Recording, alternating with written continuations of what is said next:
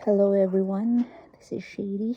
This is my travel vlog from Malta to Canada. So, sinamahan kami ng sister ko Uy, asa naman imong palo? papuntang airport. So, ayan, gulo ng book ni baby. Kasama sa husband ko na si Giovanni. Ayan yung sister ko. Check. And then, ayan ang waiting time from Malta. Yes. We are 8 years staying in Malta. So, we're gonna miss Malta so much. So, andyan na kami. Papunta na kami sa Istanbul, Turkey. Diyan, waiting time. Still waiting. Ayan. Mag-voice over. Papuntang, ayan.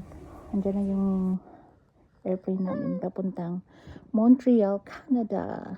We're very excited. Excited na talaga kami makapunta na. Ayan yung baby ko. Sobrang